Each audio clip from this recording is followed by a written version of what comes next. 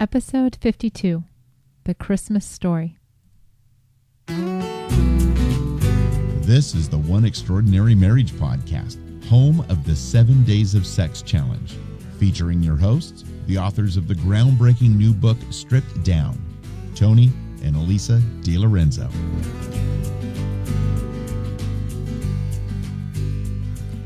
Welcome back to One Extraordinary Marriage, where we talk about life, love, and the pursuit of intimacy. You're here with Elisa DiLorenzo. And Tony DiLorenzo. And tonight we're going to be talking about the Christmas story. But we've had a busy week. Yeah. There's a lot that's gone on. So before we get to the Christmas story, let's dive into our week. Let's dive into our week. Let's go. What are we going to talk about? Well, okay, anybody that's listened to us for any period of time knows that we talk about emergency kits. Yes. And that's typically what we take with us, like if we're going to be out and, the mood might strike. And so we've got our condom, we've got an action wipe, Ziploc bag, wrap it all up. And we did a video called The Emergency Kit. We did it, yeah. So we've talked about this periodically on and off over the last almost year. And in case you're wondering, even though this is episode 52, our year anniversary is actually in 2 more episodes because we had 2 episodes in there. Yes, we did 2 extra episodes over the last year. So episode 54 is going to be you, the listener. So please call in or email us because we want to know how the One Extraordinary Marriage podcast has affected and changed your marriage and your life. And it's all about you. So that's episode 54. Episode 54. So that's coming. Yep. But for tonight's episode. Tonight. Emergency kit. So emergency kit. So Tony and I find ourselves last Sunday night after podcast. Last Sunday. Sunday? Yeah, yes. It was after podcasting. You were feeling like you had gotten everything out that you had to get out. So because I have to talk before we can have sex. Right. So I wasn't going to have to sit in bed for at least a half an hour or an hour listening to you tell me about the whole day of things. So we felt like, wow, this would be a great time. We're both feeling a little frisky. We're awake. Let's go for it. And I go into the closet looking. No condoms. None. I looked in my box and there was nothing there. Nothing there. And so then I'm like, oh, look for the emergency kit. Because surely we have an we talk about emergency kits. Surely we've got one somewhere in the house. It wasn't where we normally keep it. Right. And so we searched a little high. We searched high and low for a few minutes. For a maybe few minutes. 5 And then we minutes said, or so. all right, well, you know what? Well. We'll have a good laugh about it when we tell everybody, make sure you've got your emergency kit. But remember where you put your emergency kit, because I was cleaning out the closet. Yes, you were cleaning the closet, which is another miracle of all miracles this little week. Christmas present for my husband. And like there's no piling going on in there. I said it's a Christmas present. I'm very impressed. Merry Christmas. Thank you. Yes, but literally like 12 inches from where we keep the condoms in our closet to the right, lo and behold, under some of my stuff, it was under my stuff. Under her stuff, Miss Piler. There was an emergency kit. So it was just kind of funny that we had this. But by that time, you'd already gone to the Walmart and picked up some more. Yeah. I don't know about you guys, but I let Elisa pick that stuff up for me. Unless I'm really feeling like I got to, forget. She's at Walmart. I'll just let her do it. I don't even know what to say to that. No. This week, though, we've been doing our intimacy lifestyle, so 2 days a week, for a year and a half now. That long already, huh? Year and a half. And this week, I have to say, I had no desire whatsoever to initiate. I just didn't have it this week. I could have gone. This would have been one of those weeks where I would have just been like, whatever. And I want to give props to you because I took the lead twice in 1 week. You took the lead, yes. Merry Christmas present number 2. Can you tell Tony's getting all his presents early? Because I don't get anything under the tree. Nothing under the tree for you. That's right. So it was very interesting, though, and I caught myself, and I talked to Elisa a little bit about it and why I've been feeling just sort of So part of it is it's winter, as most of you know. And we're socked in this. And Elisa doesn't like being cold, so it's hard to change it up at times. Because one, I don't have the bearskin rug to keep warm, and we don't have a fireplace because I tore out our fireplace like 5 years ago because it was a horrible piece of junk. It was the original fireplace, and it was just drafty and wasn't really a fireplace except for looks So only. So to change things up, I would have to, like, if I wanted to do something in the living room, I seriously would have to I'd probably have to go out and buy like a down comforter. We have our little heater. What do you want me to do with the little heater? Put it on your footsies or what? I don't know. It'll heat up the area. Creativity, honey. Honey, That thing puts out quite a bit. No. Right. You haven't If tried. you say so. You Okay. haven't tried. I haven't. But here's the other issue. Ever since I had my mouth problem with the infection there, we haven't had any type of oral sex. That's true. And I gotta say, it's something that I enjoy doing. I do enjoy that. And so I feel like my creativity and changing of what we do has been like sliced in half. I'm picking up the slack. I understand that. And so I just feel like, what else do I do? Like, Well, think outside the box, dude. Come on. You've been asking me to think outside the box for 14 years. well, yes, I understand that, but I'm saying there's just this point where now the kids are home they got 2 weeks off. And It's so raining it's and raining and raining. So there's just certain things that, just telling you guys the truth. Hey, it's not all rosy. I wish it was. Other than that, though, we've had some great emotional and intellectual intimacy moments, though. We've had some really good talks this week. We took the kids ice skating. We took the kids ice skating. I know that doesn't have anything to do with the emotional intimacy, but recreational intimacy. We took friends of ours do ice skate. It's like one of their holiday traditions. And so they take their kids ice skating in different places every year. And this year they invited us to go. And kind of funny because we get there and they're like this woman who I'm sure is probably a professional amateur. I don't know. She was just like skilled. Yeah, she's she's skilled. out there. She's lifting up her legs. She's doing all these little turns and flips and, that kind of stuff. And so my kids are like, no big deal. They get on their skates. They're a little wobbly just walking on, the carpet or the, dry land. And then they get on the ice and wow, wide-eyed, rude awakening. Abby went down about 6 times in the first 10 feet. Yeah, that was patience on my part because it's Abby's going down, Alex is going down, Elisa is going down, and everybody's looking at Dad to carry them. Okay, back up. See, I had a conversation with Mandy about this earlier today about how she asked me how it went, and I gave her a version of the story, and I even said, I bet you when we get on the podcast tonight, Tony's going to have a different version. Okay, I was going around with the children. Granted, we were all holding on to the side, but at one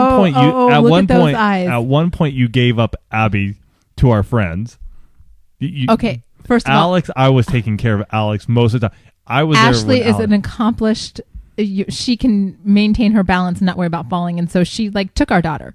I didn't give her up. She's like, Abby, come with me, and so Abby went, and she's like pushing and pulling, and I had Alex. You had Alex. I was making my way around the rink. Okay, Yes. and here's where I was going to say, you know what? It was really nice. Because, It was. No, wait a minute. It was really nice because when we go to the beach and I don't even get out in the water, Right. I get all kinds of grief. Now I was actually out on the ice and I'm still getting all kinds of grief. Instead of just saying, no, I'm not going to do this. I went out there. I was hanging with the kids. Well, we paid for it. It wasn't like you could go in there and we paid for it. Okay, but what I'm saying is I did it. Congratulations. No, I don't want congratulations from you. I just want you to acknowledge the fact that I was not sitting on the sidelines, not doing anything. Congratulations. Okay. Good job. I feel some sarcasm here from you. Good job. No. Okay. You did well. You were just tired because you came off a long bike ride and you'd fried your legs all week by doing all these excessive workouts, and Yes. going around the ice was probably not the best thing for you. No. This week we also had Alex did his first ever Oral report in school, and he got to pick and chose Lance Armstrong, which was just awesome. I was giddy as a cyclist and Giddy. with that. And no, it was just one of those things. I was just happy to see him do it because I was able to get in there and help him a bit. And you did. You and your mom helped him do his doll. That's right. And so on the morning that Alex was giving his oral presentation, I put a tweet out there and just said, hey, I'm excited for my son. He is doing his first oral speech at Lance Armstrong. And Lance actually tweeted us back and said, that's cool. So Alex was really stoked when he came home, and he did fantastic. And I'm not sure who was more excited about that, if it was Alex or his dad. Yeah, the whole Lance Armstrong's actually connecting. But yeah, I was actually in Alex's classroom for the presentation, and he did very well.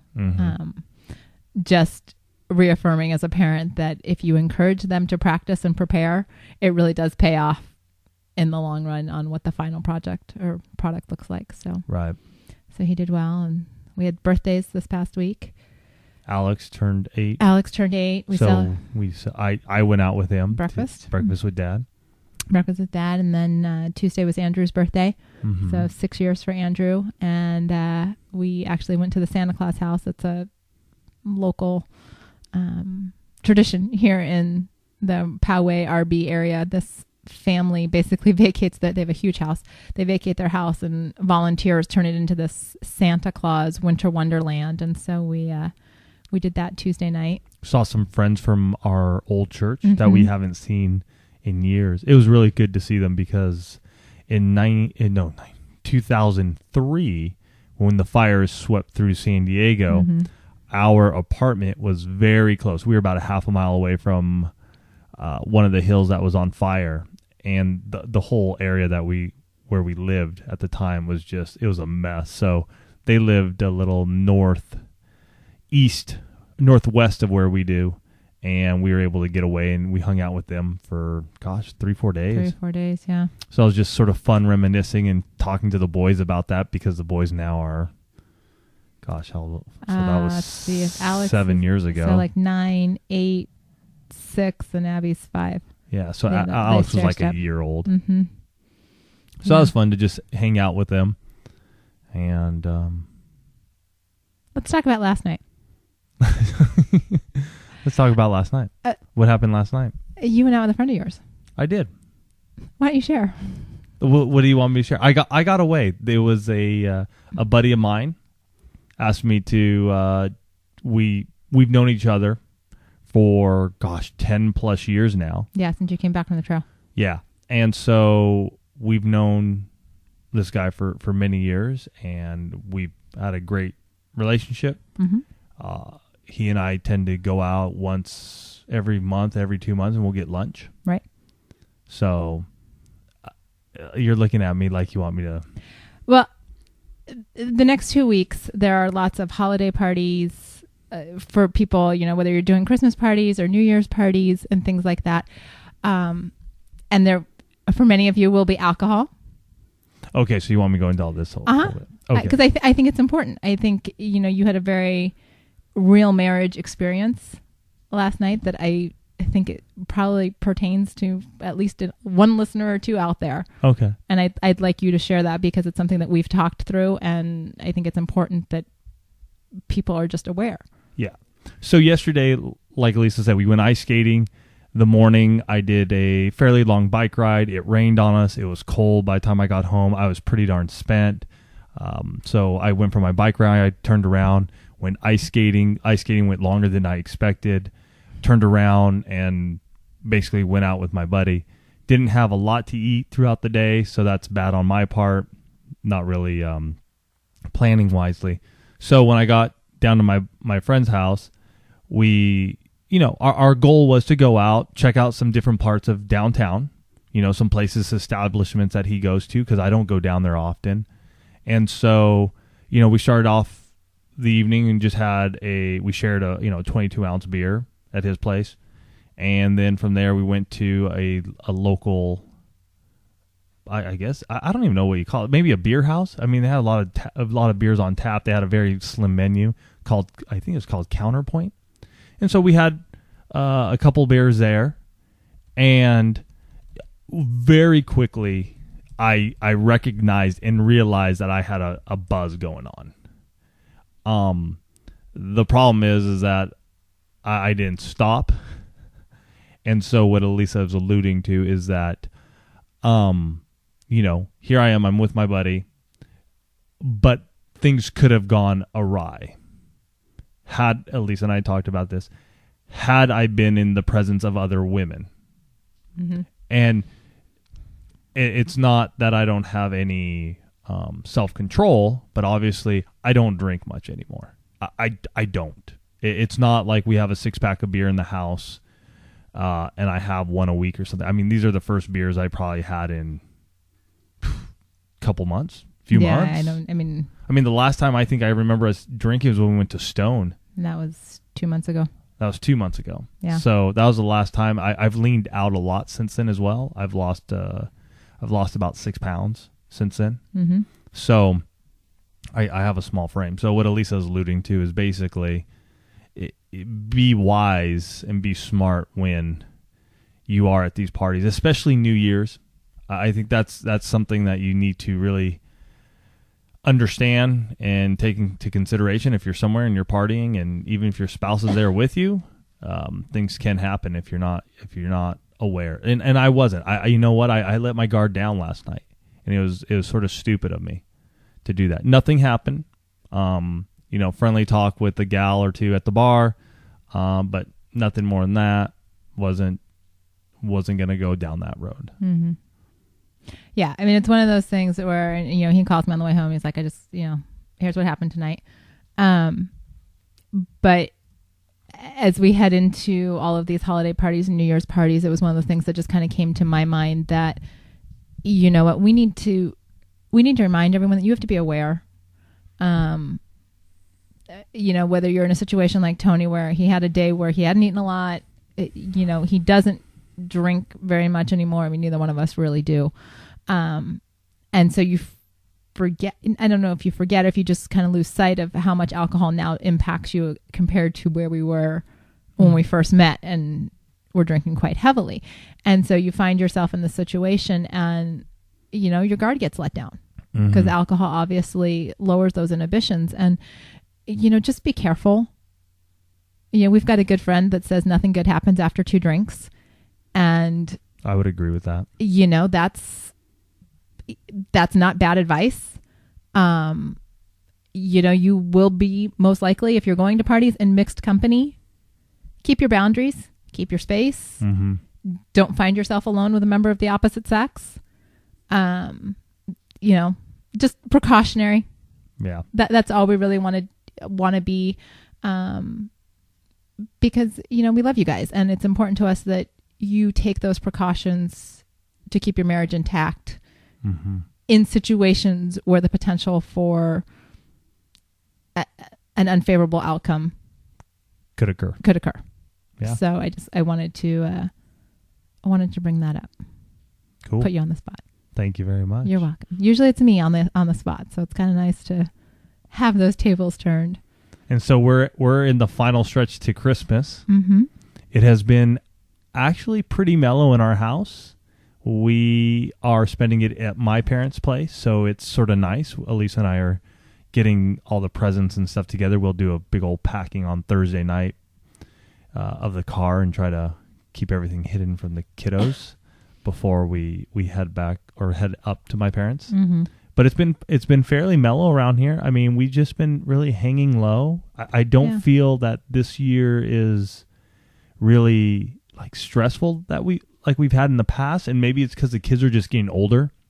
Well, I think the kids are getting older. I mean, they definitely, and we've talked about this on, I think, a couple weeks ago when we talked about Christmas and how we do gifts for the kids, and the fact that our kids get 3 presents from us, and we've talked about that. I mean, the kids have a very good idea of what they're getting, but it's all stuff that they want, and they know that they get 3. Right. And, so when they start to say, well, I want this or I want that, well, okay. What are you willing to give up? What are you willing to give up? It's my parents, who actually just listened to episode 51 was the first podcast that we got messages from both of them last week that they had listened to the podcast for the first time. For their birthdays, my parents had given the kids. Which is a big thank you, guys. Yes. So glad to have you on board as listeners. My parents had given the kids gift cards, and usually we wait until after Christmas. We wait to see what they're going to get before we spend any gift cards. Well, I had taken the kids to Barnes & Noble, which is where the gift cards are for. Right. I had taken them there last night after a Christmas party.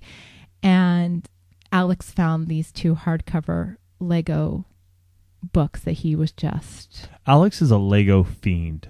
And I'm sure many of you have kids that are the same way. Legos are like huge again. It is unbelievable how Legos have just stormed back onto the scene. Well, and all the stuff they have, especially with like Star Wars really hitting it. They've got Star Wars, and and there's now Pharaoh's Quest and Harry Potter, and it's great stuff. And my goodness, as a mom, I see how much time he invests and how much creativity goes into the Legos. And so as long as he wants Legos, I'm all for it. Well, we're at Barnes & Noble last night, and he sees this hardcover book set that has like 30 years. One book is called, Getting Small or Keeping It Small or something. It's like 30 years history of the minifigures. And then the other book was, like another 30-year collection of all the different sets. And so he's going through this book. I thought there was one that was their Star Wars one. That was the other book that he got. Oh, okay. So he sees all these books, and in the store, it's like $40 for this hardcover Lego 2-book set. For both books, it was $40? It was for both books. It was 40. It was 40 for that one and like 21 for the other. So $61. $61. Okay. And so this morning he wants to show Tony the books because Tony wasn't there with us last night. And so we start looking, and I realized there was a banner ad up at the top of the Barnes & Noble website that said 25%, like one day only, 25% off your most expensive item. And on top of that, the books were like 25% cheaper than what we'd seen them in the store. Because this morning, because Alex got on there and it was like $30. Yeah, it was like $30 online, and then there was an additional 25% off. So I let the kids order their books early, and so partly because I know pretty much what everybody's getting them, so I'm not real worried that we're gonna have duplicate presents. But Alex is so excited about getting these Lego books. So Mom and Dad, if you're listening to episode 52, he's super excited, and he will call you when they arrive, because you've made his birthday and / Christmas, because the books will arrive by Christmas Eve, and we might not see Alex because between that and the Lego sets he's getting for Christmas, he will be in La La Land. He will be off. We won't see him. He'll just only when he needs help. That's rad. Yeah. So he's getting this Christmas biggest too, Lego set ever. Yeah, and then this Christmas too, Elisa, one of her girlfriends and husband and kids. And they're going to be joining us, which is really cool. They are military. And, very excited to have them, and very grateful to my in-laws for opening up their home to have a few extra friends over.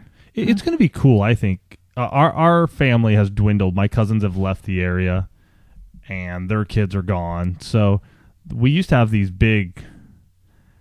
fairly big holidays, and now they're pretty small. So we're just excited to have more 30-somethings at the party. Plus, they're bringing their kids who are so cute. So it'll be good for our kids to have some other little ones to play with, so they're not just by themselves. But so that's Christmas coming up. And anything else this week? You know what? We got a voicemail, and I'm just looking for it real quick. Here it is. Okay. Hold on. And so, all right. Here it is. Oh, no, it isn't. Sorry. I guess it helps if I just take off the mute, huh? All right. There we go. Hey, my name is Matthew Varga, and I've been recently listening to your podcast via iTunes. Thank you, Matthew. My wife is currently deployed, and since she's been gone, I've identified quite a few areas that could use some strengthening, and right now I'm really worried about losing her when she comes home. And your podcasts have been very encouraging, and I do wish there was a little bit more about military. I heard a mention of it in episode 7, and I've been looking for those podcasts, but I haven't really seen anything. So if it is addressed, if you could give me some direction. My number is 805. Thank you very much, Matthew. Wow. That having had friends who have gone through deployments, my heart goes out to you, because it is not an easy time. And we would love to do an episode on maintaining intimacy maintaining your marriage while your spouse is deployed. For us, obviously, neither Tony nor I are military, so we cannot speak to that from personal experience. If you are a military family, a military couple, and you would like to talk to us about how you maintain your intimacy, would love to have you call in. And you can oops, that's me. You can pull a Tim and call back. Google Voice will only let you talk for 3 minutes. So if you have more to say than what's in that 3 minutes, by all means, call back and we'll just play them one after another. Obviously, that number is 858-876-5663. And then if you want to email either Elisa or I, and we can just read it on the air, it's asktony@oneextraordinarymarriage.com or askalisa@oneextraordinarymarriage.com. We have a number of friends. The friends that we had went ice skating with yesterday, they are getting ready for deployment. Mm-hmm. I think his is going to be 6 months. His is going to be 6 months. The friends that we're spending Christmas with in the summer, the husband will be going for 6 months. For 6 months. So we are around it and we see it, and we talk to a lot of folks who deal with this. We just don't have the experience, and we'd love to hear from you, because there are obviously folks like Matthew and many more out there that deal with this. Right. And your input and your insights might be the key for someone to just get that aha moment and bring stuff together in their lives. So, yes, please call in. And if you're in the San Diego area and you actually want to sit down with us, that's another option as well. You know, sit down where? We can actually do an on-air interview. Yeah, we could do. Yeah, we could do a podcast. Mm-hmm. Mm-hmm. So just something to keep in mind, because Matthew's right. We did talk about it back in episode 7, and we're on episode 52. So that's a few episodes that he's working his way through trying to find it, and it's not there. So help us out. Yep. If you've got stories on how you maintain your intimacy in your marriage while your spouse is deployed, we would love to hear from you. Yep. Thank you. Should we jump in? Anything else for this week? No. Okay. We're going to talk, obviously, Christmas is just a few days away, and there's a very special couple at the heart of the Christmas story. And there's Mary and Joseph, and they have quite a bit to teach us about marriage. When you really think about how you're making faces. No, I'm good. Okay. With what they had, as they're being told individually about what is about to happen in their lives, these are not little things to deal with. And so I think you want to read the Christmas story? Sure. Okay. More than happy. We're gonna start with just a reading the Christmas story, and then we're gonna kind of pull it apart a little bit and just talk about how this really impacts our marriages today. Where are we starting from? Where do you want? You said Luke. I opened it up to Luke. I know, but I thought you had it all ready for me. Oh. Okay. There we go. So we're going to go out of Luke chapter 2. At the time, the Roman Emperor Augustus decreed that a census should be taken throughout the Roman Empire. This was the first census taken when Quinturius was governor of Syria. All returned to their own town to register for the census. And because Joseph was a descendant of King David, he had to go to Bethlehem in Judah, David's ancient home. He traveled there from the village of Nazareth in Galilee. He took with him Mary, his fiancée, who was obviously pregnant by this time. And while they were there, the time came for her baby to be born. She gave birth to her first child, a son. She wrapped him snugly in strips of cloth and laid him in a manger, because there was no room for them in the village inn. Merry Christmas. Happy birthday, Jesus. Happy birthday, Jesus. That's what we tell our kids. We always talk about having a birthday party for Jesus on Christmas. But, here you've got a couple who, Mary comes back from visiting her cousin, and she is obviously Elizabeth, and she is obviously pregnant. Right. And there was a very poignant video clip that was shown at church. This week. Was it this week? Mm-hmm. And here's Joseph, it showed Mary riding in, with some friends. That was last week. And, she gets off this cart and she's obviously pregnant. And Joseph is just, stunned. Like, how did this happen? And you start going back into, okay, so you've got this teenage girl who, through the power of the Holy Spirit has become pregnant, has been told that, she's carrying the Savior, God's own son. So, kind of wrap your heads around how unusual and, kind of out of this world experience that must have been. And then she shows up to see her fiance and, he's looking at her going, I didn't do this. Mm-hmm.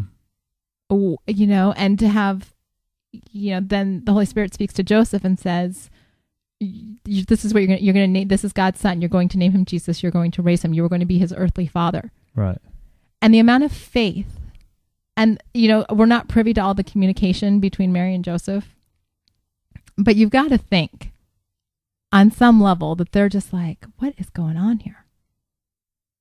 Even though they've both been told, this is what's going to happen, to build a life trusting wholeheartedly in God, because that's, Mary could have been, Joseph could have left her, which at that time would not have been uncalled for, unexpected. She would have been on her own because she was an unmarried pregnant woman. Would most likely have become a prostitute. Life would have been horrendous for her. Right. She would have been an outcast. She would have been a complete outcast.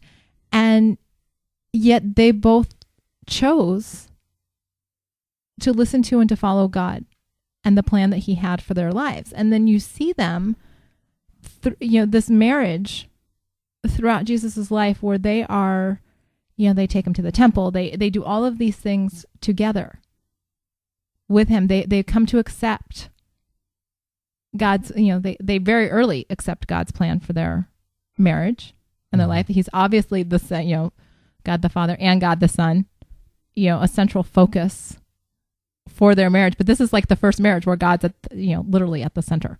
Mm-hmm. You talk about your kids being the focus.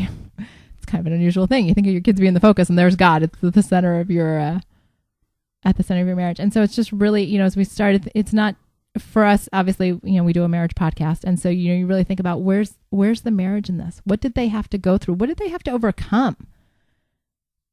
We think we've got obstacles, right. None of us are carrying the Son of God or responsible for raising him as either the Son of God. And, for raising a child, in Joseph's case, that's not his, who, we have all of this responsibility for. And there are many of you out there that are step parents, or you've come into, situations where, maybe they're widowed, there's been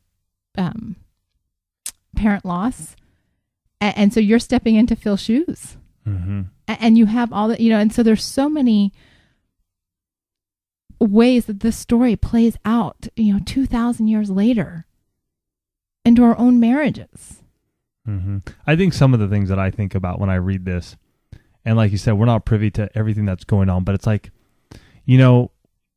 for all of us in our marriages, it's like when something like this is to happen, when something punches you in your gut, as Joseph probably felt when he sees Mary and she's pregnant, it's like, what is that communication that happens at that point in time? It's like that emotional intimacy is the first thing I think about, because that is our time to talk through this difficult time.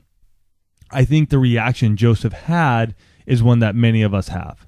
It's, okay, this isn't right.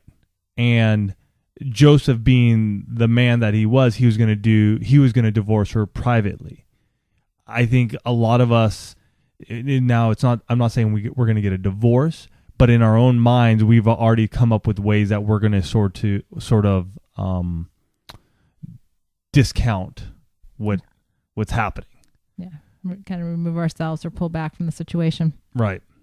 And so there's that aspect of this that I look into. And then the next one is the angel of the Lord comes and talks to Joseph. We all have that in us and around us today. It's are we willing to just listen to God? And as you guys know, I've had some issues, just in the past month or so, just being able to connect and to just quiet myself so I can hear God. Mm-hmm. So I think that's one of those things when in our own marriages, when something does come up and we feel that gut punch, it's time to take a step back and quiet ourselves and listen to the Lord. Yeah, and that's a hard thing to do. Joseph kind of had already, in the Bible, it basically says Joseph had really kind of figured out what he was going to do. I mean, he was just going to divorce her and walk, quietly and walk away. And God's got other plans for him. And, a lot of times in our marriages, when things don't go right, we start making our own plans. And, sometimes it takes us being quiet to say, all right, maybe God's got another plan for this. It's like my friend that I mentioned this, probably about a month or so back, when they had infidelity mm-hmm. in their marriage, and somebody told her, marriages survive infidelity. It's not an automatic, shutting of the door. Right. It's not an automatic ticket out of here. Marriages survive this. Marriages survive difficult times. Mm-hmm. Finding out that your fiance is pregnant and you're not the father for Joseph would have been one of those really big obstacles, 2,000 years ago. That was pretty big mm-hmm. in terms of obstacles that a marriage would have to overcome. And he did. Well, they did. They did.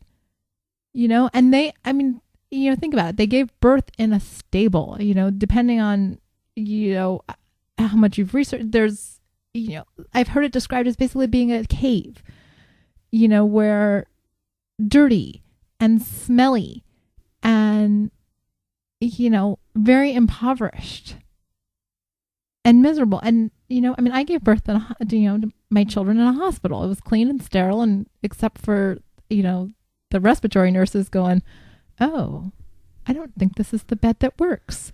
Other than that. And you're a little pissy about that.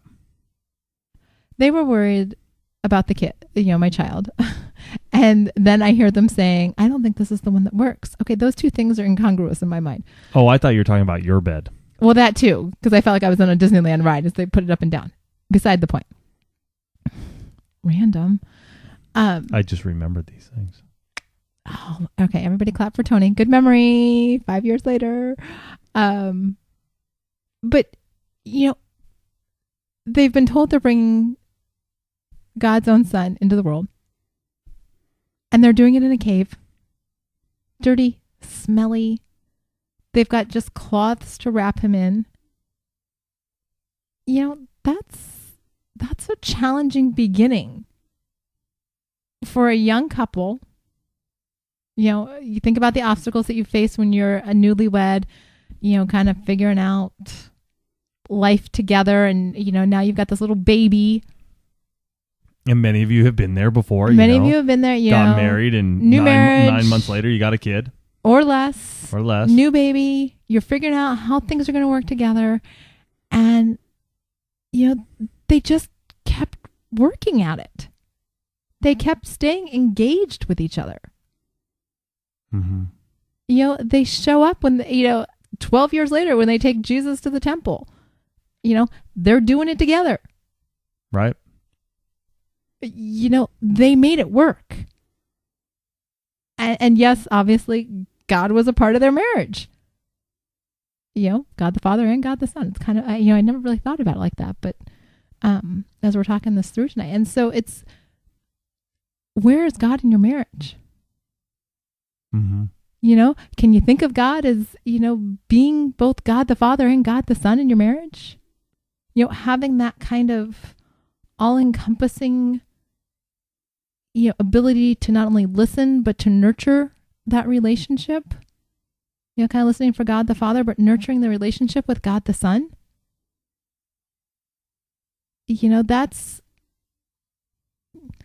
I don't know. It's very interesting having this conversation tonight because this is kind of opening you guys know we don't actually Prepare. We don't. We talk. And so as we're doing this, I'm like, oh, I feel like my brain Has expanded. Yeah, well, because you think about it, people talk about having a relationship with God the Father and God the Son. And then you look at Mary and Joseph who had both in more tangible, in-depth, physical relationship than any other two people ever. Right. Or since or prior. And you think about how if we would just embrace those relationships, obviously we don't have the physical in terms of raising God the Son, but the impact that would have on your marriage. How so?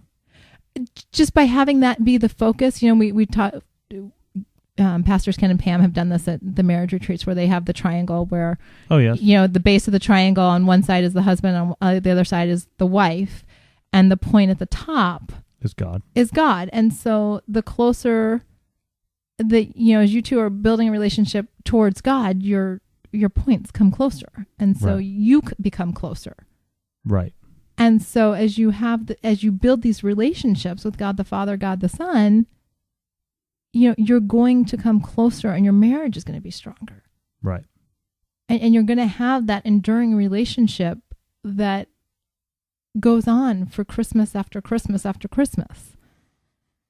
And it's really just, it's powerful.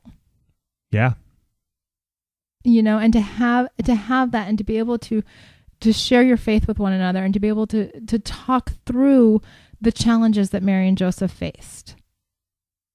You may be facing different challenges this holiday season.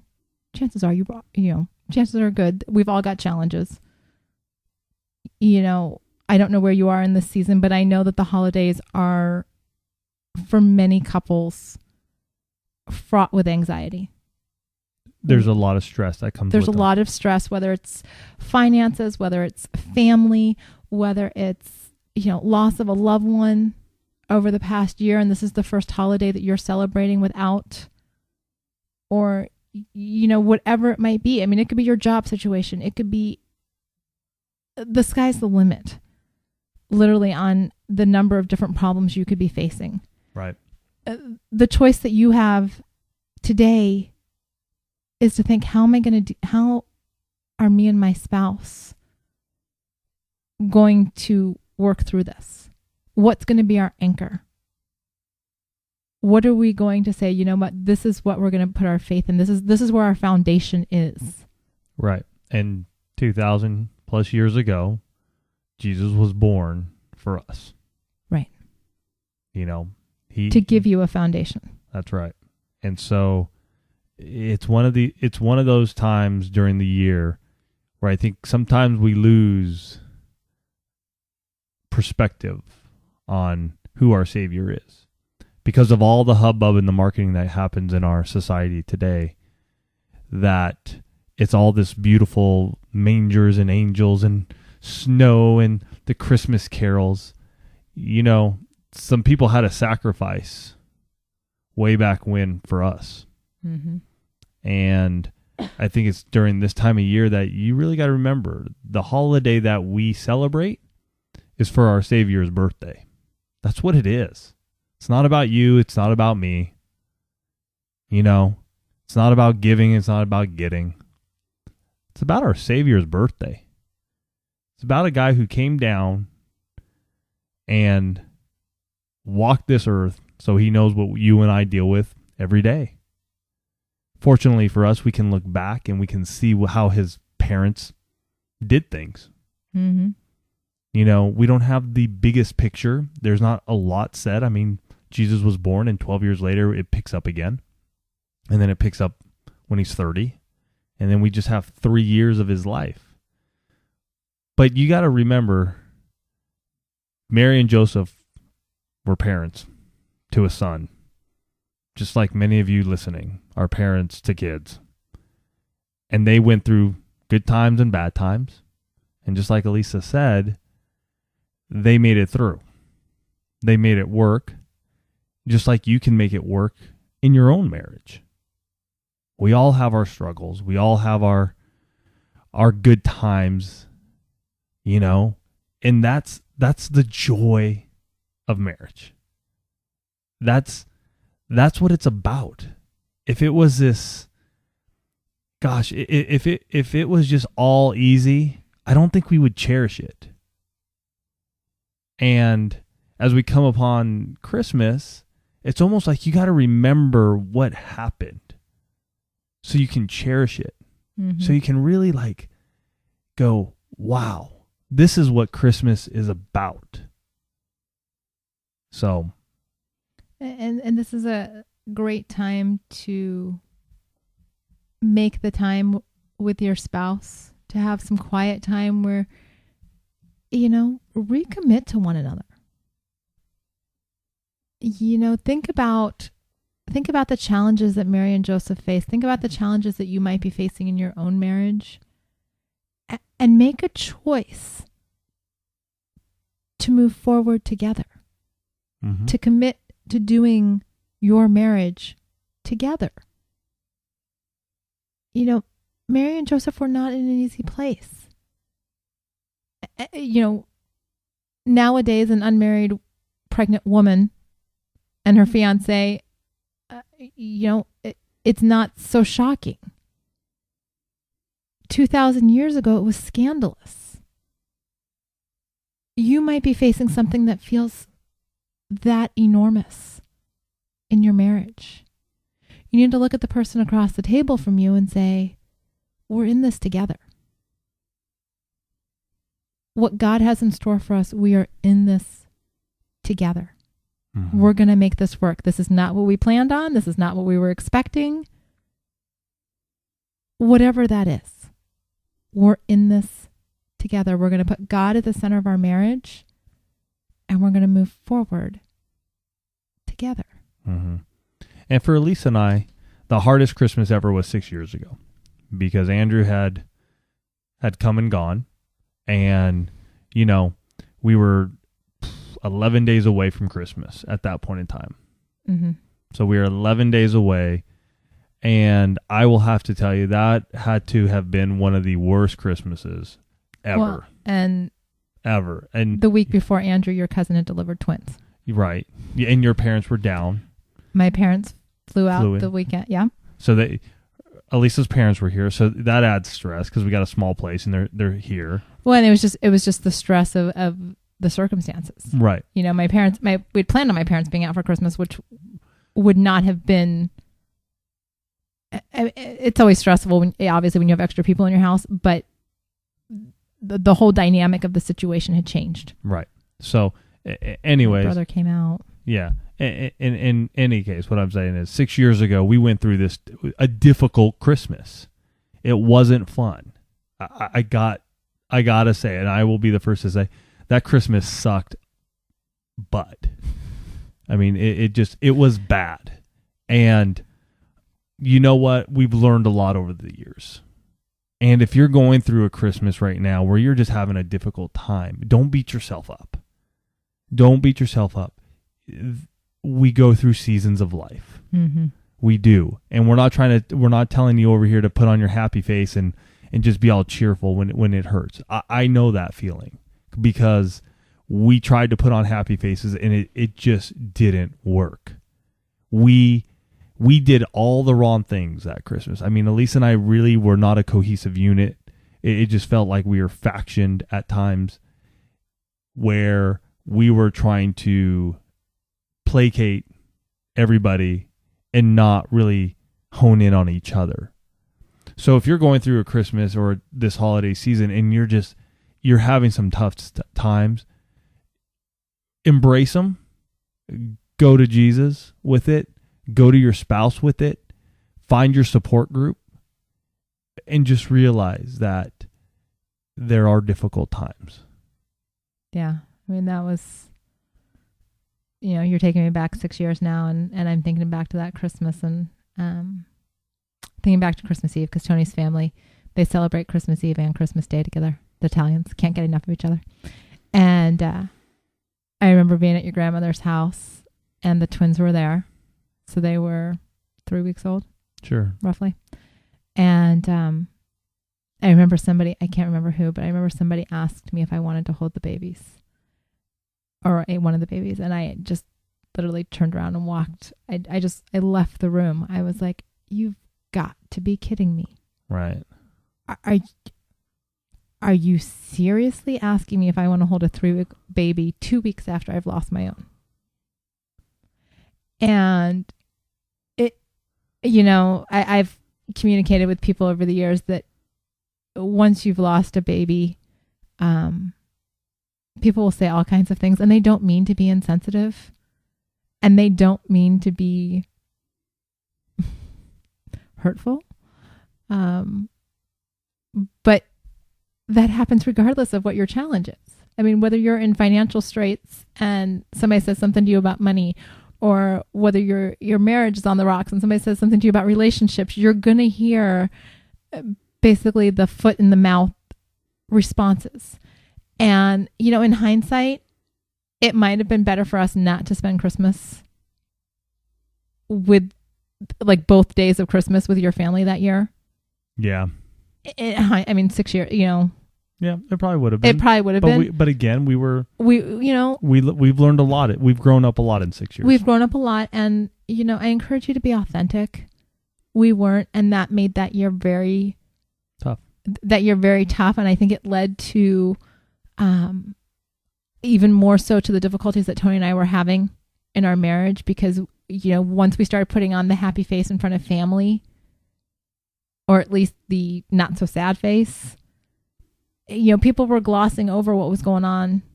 Yeah. The loss of our son, wasn't really talked about. It's never really talked about on your side of the family. And, I think we kind of enabled that by not saying, this really hurts. This is really a lousy time in our marriage, and we're struggling. And, the holidays kind of bring all of this to light, whatever your problems are, just with the hustle and bustle and the here, there, and everywhere. If you've got issues, they kind of get magnified. Right. But if you're at a good point, we've been there too. Mm-hmm. We've had wonderful Christmases, and I would say for those of you who are there, celebrate it. Celebrate it. Remember why we celebrate it, though, is the only thing I even say. And I say it so often because I want to remember and be reminded myself why we celebrate this day. If you're in a good point and it's sort of Christmas Day has come and gone and the presents are open and it's just sort of like this letdown, you're like, if you can steal away with your spouse, go do it. I can still remember a couple of times because my aunt and uncle, my parents live in the same town, no more than a mile away. And I remember one Christmas, Elisa, we were spending it at my aunt's, and I remember it was about midday, and Elisa and I were just like, you know what? We need to get out. We need to get away. And we stole away, went back to my parents' house, and we just had a little afternoon rendezvous. I remember that. We got away from everybody, and this was before kids for us. Yeah. It was before Alex was born. But you know what? We got away. And even this year, if we wanted to, we could make it happen. Because our kids are old enough, we could leave our kids with my parents and the aunts and uncles and just be like, hey, we're going to take off for a little bit. We just need some downtime. And we could honestly steal away. Yeah, we've got friends coming this year. Oh, yeah. So we can't steal away from them. Yeah. Well, we could, but maybe if somebody takes a nap. But enjoy it too. Make the time for each other. Don't get snippy with each other. Find the time to be intimate with each other. Well, and find the joy. Little things. It doesn't have to be you got the biggest, greatest present ever. It could be, you know what? The look on your kid's face when they see that Santa came.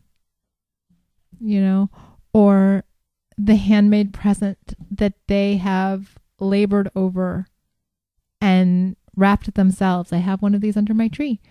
My mother-in-law's turtle is getting a homemade present from my children. It's rad. wrapped by them, it is going to be the best Christmas present ever. Yeah, that's right. For the turtle.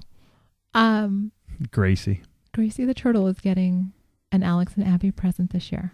So Find those gems. yeah. Whether things are really good or things are not so great, there are still going to be good things about the day.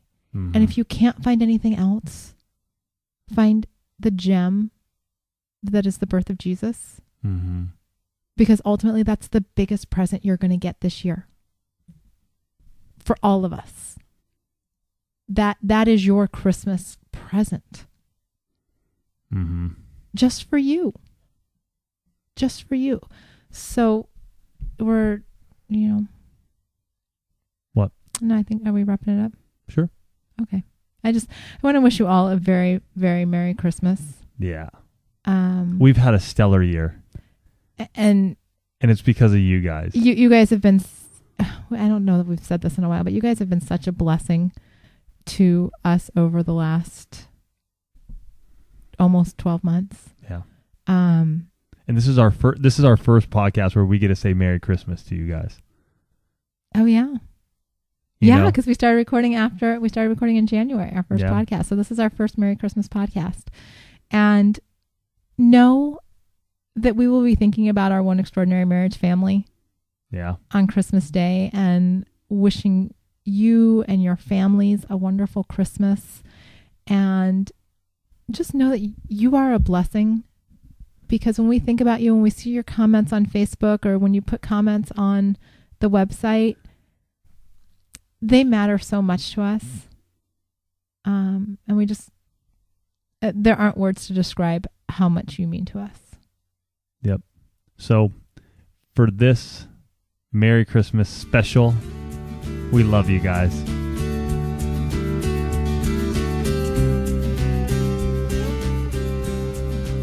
Thanks for listening to the One Extraordinary Marriage podcast. We would love to hear from you.